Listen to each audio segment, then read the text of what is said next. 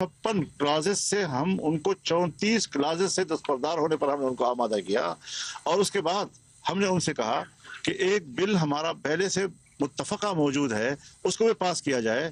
तो इससे हमारी एजेंसियां भी वाकिफ़ थी, हमारे इदारे भी वाकिफ़ थे, जरदारी साहब खुद उसमें फ़रीक थे जो इस पर मुत्तफ़िक़ हो गए थे। मियाँ नवाज शरीफ साहब और शहबाज शरीफ साहब दोनों मुत्तफ़िक़ हो गए थे, पार्लियामेंट के अंदर की तमाम पार्टियां उस पर मुत्तफ़िक़ हो गई थी और वो बिल पेश हुआ और सेनेट ने पास किया, कौमी असम्बली ने पास किया।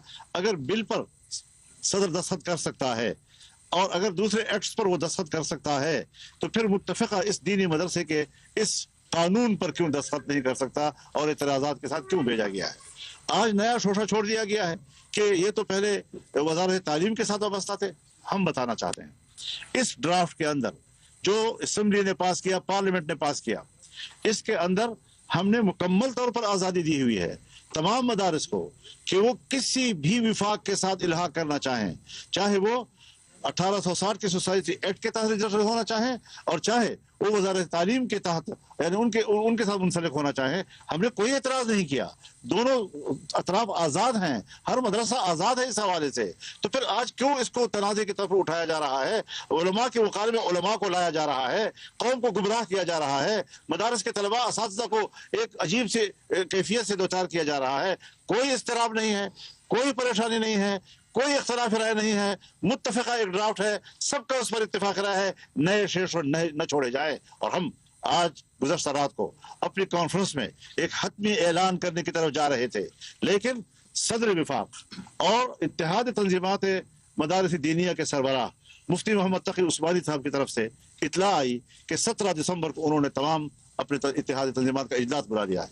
हमने उसके लिए रोक दिया इस फैसले को और हम चाहेंगे कि तमाम तंजीमात के बाहमी मुशावरत के साथ एक मुत्तफ़िक़ा मौक़िफ़ इख्तियार किया जाए। उस मुत्तफ़िक़ा मौक़िफ़ के साथ हम अगले फैसले करेंगे मौलाना साहब, इसके साथ एक सिलसिला आपने मौलाना नईमी साहब का बताया, उनका नुमाइंदा भी आज मीटिंग में बैठा था इस्लामाबाद में और उसमें जो रिमार्क्स आए हैं ये इस्लामी नज़रियाती कौंसिल के सरबराह के हवाले से कि इसको सियासी अखाड़ा बनाया जा रहा है, ये जो है ये सिर्फ तालीमी इशू है और उसको सियासी अखाड़ा बनाया जा रहा है। बिल्कुल, मैं समझता हूँ कि वो हुकूमत को कहे कि इसको सियासी अखाड़ा मत बनाओ, उनकी राय हुकूमत के लिए बिल्कुल ठीक है। हम तो कानून की बात कर रहे हैं, वो मदरसों को एक एक्ट से एक मुआहदे से और एक एग्जीक्यूटिव ऑर्डर से वाबस्ता कर रहे हैं। हम मदारस को कानून से वाबस्ता कर रहे हैं, हम मदारस को कानून के तहत रेगुलराइज करने की कोशिश कर रहे हैं, लेकिन मदारस की आज़ादी और खुद मुख्तारी वो अपनी जगह पर कायम रखना चाहते हैं।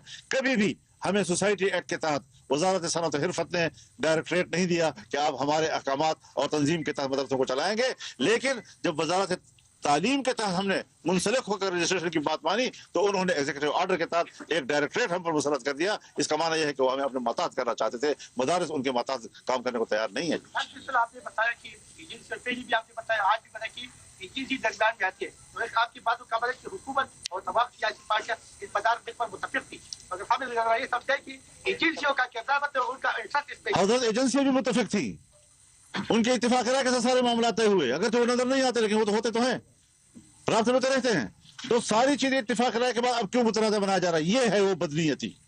उंगली कौन कर रहा है इसमें? जी, उंगली कौन कर रहा है इसमें? जब तक मुत्तफिक है, हाँ, तो कहाँ से उंगली हो रही है? ये जो नजर नहीं आता वो उंगली कहाँ से हो रही है?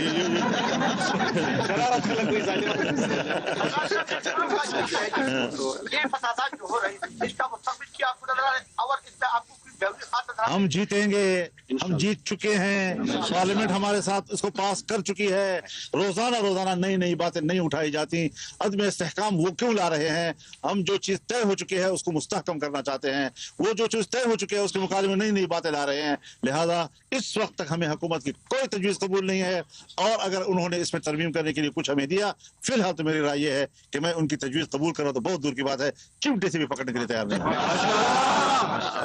आज बयान दिया है कि हम और जेवीआई थे वो एक पेज पर मुतारिफ हो चुकी है मदारिस इस्लाहात पर, तो क्या अगर जेवीआई सख्त मौक़िफ़ इख्तियार करती है और हुकूमत के खिलाफ एहतजाज करती है तो क्या पीटीआई को एतमाद मिलेगी? एतमाद मिलेगी? हम सबको एतमाद में ले चुके हैं, उनको एतमाद में लेने के बाद ये सारी चीजें तय हुई और अगर पीटीआई ने वोट नहीं दिया तो उनके अपने मखसूस हालात थे जिसमें उनके फैसले से पहले कि हम वोट नहीं देंगे, मैंने उनको मशवरा दिया था कि इन हालात में आप वोट ना करें, तो इस हद तक भी हमारा इत्तेफाक रहता है। सर, जो खुरो फसादात चल रहे हैं इसमें आपको की नजर आ रहा है और इसका मुस्तकबिल क्या होगा? میں اسی پہ تو رو رہا ہوں کہ امن و امان تباہ ہو چکا ہے.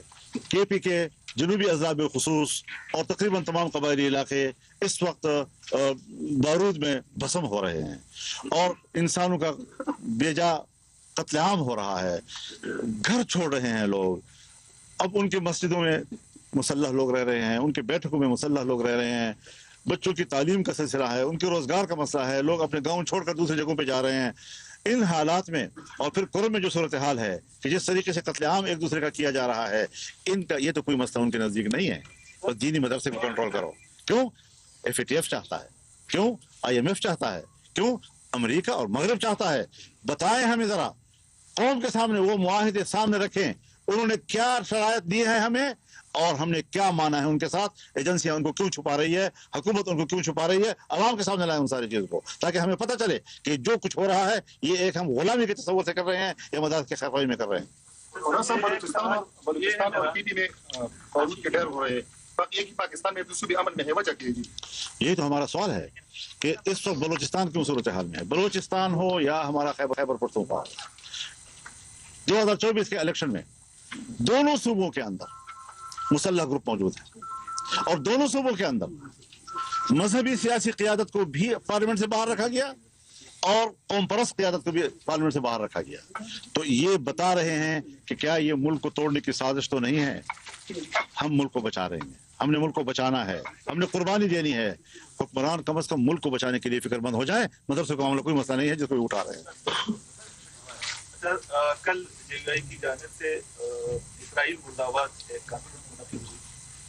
اس حوالے سے مولانا صاحب میرا یہ سوال ہے, اس پر آپ نے کمنٹ کرنا ہے کہ تقریباً مسئلہ فلسطین کا 1 سال سے زیادہ ہو چکا ہے, یہ مسئلہ چل رہا ہے, تو جے نے کافی تاخیر نہیں کی اس میں جو اسرائیل کے خلاف احتجاج کیا, کانفرنس کرنے, اس کی وجہ کیا ہوتی ہے؟ آپ کہاں, آپ 400 کے رہنے والے ہیں, آپ کو تو یہ سوال نہیں کرنا چاہیے.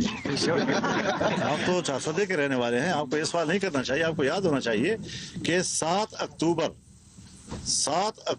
2023 کو یہ جنگ شروع ہوئی اور 14 اکتوبر کو ہم نے پشاور کے اندر طوفان اقصی کانفرنس کی تھی, صرف 1 ہفتے کے اندر. اس کے بعد ہم نے یہ کانفرنس بلوچستان میں کپشین کے مقام پہ, اس کے بعد ہم نے 2-3 دن کے فاصلے کے ساتھ کراچی میں یہ کانفرنس کی, پھر ہم نے مظفر گڑھ میں پنجاب میں یہ کانفرنس کی. ہم تو مسلسل ان کے حق میں ہر موقع پر ملی مارچ کر رہے ہیں. اتنے بڑے بڑے جلسے جو تاریخی ہمارے اپنے تاریخ جو ہے اور ریکارڈ توڑ رہے ہیں وہ جی. تو یہ چیزیں تو میں نہیں سمجھتا کہ ایک صحافی جو ہے اس قسم کا سوال کرے کہ اس کے گھر میں اتنے بڑے جلسے اور مظاہرے ہو رہے ہوں اور وہ سے ناخبر ہے جی.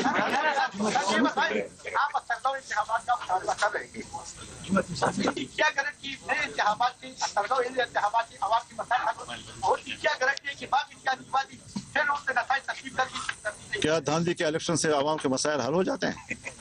بلوچستان جل رہا ہے, سب جعلی لوگ وہاں اسمبلی میں بیٹھے ہوئے ہیں, ایک بھی عوام کا سامنا کرنے کی پوزیشن میں نہیں ہے. قرم جل رہا ہے, جنوبی اضلاع جل رہے ہیں, آپ کے M N A M P S قوم کے سامنے جانے کی پوزیشن میں نہیں ہے. اگر کہیں پر بھی پبلک کے سامنے کوئی جا سکتا ہے تو جے یو آئی کا نمائندہ جا رہا ہے. ایسے حالات میں مان لینا چاہیے کہ یہ عوام کے نمائندے نہیں ہیں, یہ جعلی اسمبلیاں ہیں اور اسٹیبلشمنٹ کی بنائی ہوئی اسمبلیاں ہیں جو عوام کا سامنا نہیں کر سکتی. تو یہ ڈمی حکومتیں ہمیں قبول نہیں ہیں اور سنجیدہ کام کیے جائیں اور جو چیزوں پر اتفاق رائے ہو جاتا ہے. ہم نے تو حضرت پارلیمانی کردار کو زندہ رکھا ہے. جمعیت علماء اسلام پارلیمانی کردار اس لیے زندہ رکھنا چاہتی ہے تاکہ پاکستان کا مذہبی طبقہ ملک کے ساتھ, آئین کے ساتھ, جمہوریت کے ساتھ, پارلیمنٹ کے ساتھ چلے. کیوں ہمیں انتہا پسندی کی طرف دھکیلا جا رہا ہے؟ کیوں مدارس کو انتہا پسندی کی طرف دھکیلا جا رہا ہے؟ انہوں نے ثابت کیا ہے 2009-11 کے بعد آج تک کتنے سال ہو گئے ہیں, 23 سال ہو گئے ہیں, مدارس کو ابھی تک آپ تسلیم نہیں کر رہے. مدارس نے آپ کو تسلیم کیا, اپنے عمل سے ثابت کیا, اپنے کردار سے ثابت کیا ہے کہ وہ ملک کے ساتھ کھڑے ہیں. علماء ملک کے ساتھ کھڑے ہیں, جمعیت علماء ملک کے ساتھ کھڑی ہے, مذہبی طبقے ان کی وساطت سے سب ملک کے ساتھ کھڑے ہیں. کیوں مایوس کیا جا رہا ہے؟ کیوں تکلیف ہے ان کو کہ علماء اعتدال کی سیاست کر رہے ہیں؟ کیوں تکلیف ہے ان کو کہ وہ پارلیمانی سیاست کر رہے ہیں؟ کیوں ان کو تکلیف ہے اس بات کی کہ وہ ایک آئین کے ماتحت اور قانون کے ماتحت سیاست کر رہے ہیں؟ بہت برا لگ رہا ہے ان لوگوں کو کہ علماء اور مذہبی طبقہ مین اسٹریم بھی کیوں جا رہا ہے. تو ہم ان سے زیادہ ملک کے وفادار ہیں, ہم زیادہ ملک کے لیے فکر مند ہیں. یہ لوگ تو پتہ نہیں کن کے مقاصد پورا کرنا چاہتے ہیں. ہم پاکستانی عوام اور پاکستان اور ریاست کا مقصد پورا کرنا چاہتے ہیں اور وہ امریکہ اور مغرب کا مقصد پورا کرنا چاہتے ہیں. مولانا صاحب کی بہت بدترین صورتحال ہے کہ جو یو آئی گورنرات کے حق میں ہے گورنر راج کی گنجائش تو بہرحال آئین کے اندر کسی مرحلے پہ آ جاتی ہے، اس سے انکار نہیں ہے، لیکن یہاں تو گورنر راج سے بھی ہمیں کوئی امید نہیں ہے کہ وہ